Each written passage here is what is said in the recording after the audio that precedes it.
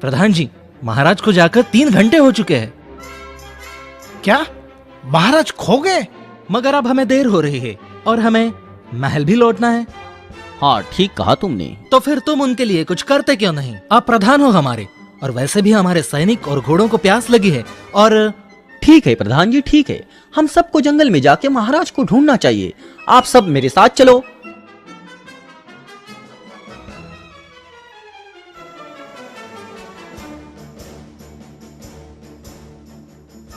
अरे ओ भिखारी, मैं तुमसे पूछ रहा हूँ, अपनी आंखें खोलो और मुझे उत्तर दो। क्या प्रश्न है तुम्हारा? क्या तुमने हमारे महाराज को इस ओर जाते देखा? जल्दी बोलो। मैं एक अंधा इंसान हूँ, मैं कुछ नहीं देख सकता। ओह, एक अंधा मूर्ख। मैं यहाँ अपना समय बर्बाद कर रहा हूँ।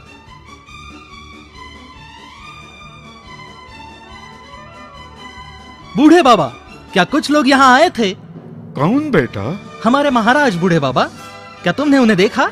नहीं पुत्र, मैं अंधा हूँ, मगर कुछ समय पूर्व मैंने घोड़ों के टापों की आवाज सुनी। ठीक है, मुझे अंधे बूढ़े आदमी की बजाय अपने ऊपर ही भरोसा रखना चाहिए। ओ साधु जी, आपने हमारे महाराज को देखा? हम उन्हें खोज रहे हैं। पुत्र, मैं देख नहीं सकता, मगर मैंने घोड़ों के टापों की आवाज सुनी। कहाँ महाराज? वहाँ, उस दिशा में। धन्यवाद महाराज, आपने हमारी काफी मदद की।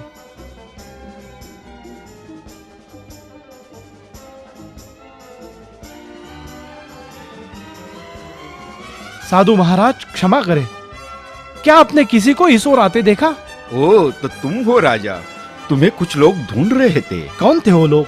पहले सिपाही आया, दूसरा नायक, मेरे हिसाब से तीसरा प्रधान होगा। वे सब कहाँ गए? वो मैं कैसे बता सकता हूँ बेटा, मैं अंधा हूँ। मैं क्षमा चाहता हूँ, मगर आपको पता कैसे चला कि मैं राजा हूँ? हे पुण्यात्मा, लेकिन आपने कैसे पहचाना कि वो मेरे नायक, सिपाही और प्रधान थे? भाषा से। हे राजन, व्यक्ति की भाषा उसके बारे में सब बताती है। उसके लिए आंखें ही क्यों, कान ही काफी है, समझे क्या? मैं कुछ समझा नहीं। देखो राजन, पहले व्यक्ति ने मुझे संबोधित किया, वो यकीनन सिपाही था। दूसरा बेहतर था, उसने मुझसे प्रश्न पूछा, ऐसा लगता है वो नायक था। तीसरे व्यक्ति ने मुझसे पूछा, वो आपका प्रधान हो सकता है। वो एक अच्छा आदमी था। जब आप आए, राजन, आपकी भाषा ने आपका परिचय दिया। आपने मुझसे विनम्र अनुरोध किया। साधु महाराज, आपने निश्चित रूप से मुझे एक अच्छी शिक्षा दी है। राजन, इसमें कोई आश्चर्य नहीं। इंसान को पहचानने के लिए आंखों की जरूरत नहीं। राजन, उसकी बोली ही काफी है।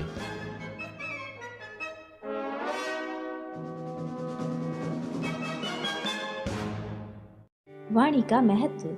तेनालीराम अपनी चतुराई और बुद्धिमत्ता के कारण राजा कृष्णदेव राय के प्रिय थे। आइए उनकी बुद्धिमत्ता को दर्शाता एक किस्सा देखें।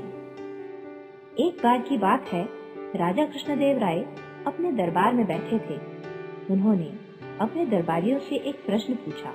क्या कोई मुझे बता सकता है कि सबसे मीठी और सबसे कड़वी चीज क्या है? इस पर तरह तरह के जवाब आए। सबसे मीठी चीज के लिए दरबारियों ने अलग अलग नाम लिए। लीची, चीनी, आम। इसी तरह कड़वी चीजों के भी नाम आए। करेला, नीम, मिर्च।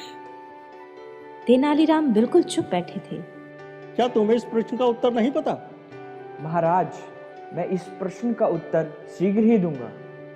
कुछ दिन बाद राज दरबार में ऊंची पगड़ी पहने एक अजीब सा व्यक्ति आया। महाराज, मैं गगरनाथ हूँ, आपके पड़ोसी पराक्रमी राजा नील नीलंबर जी का राजकवि। आपको शायद अपनी सेना पर कुछ ज्यादा घमंड हो गया है, पर वे इतने बलवान हैं कि जब चाहे आपकी सेना को तहस नहस कर सकते हैं। यह सुनकर राजा कृष्णदेव राय ही नहीं, सभी सभासद भी क्रोध से कांपने लगे।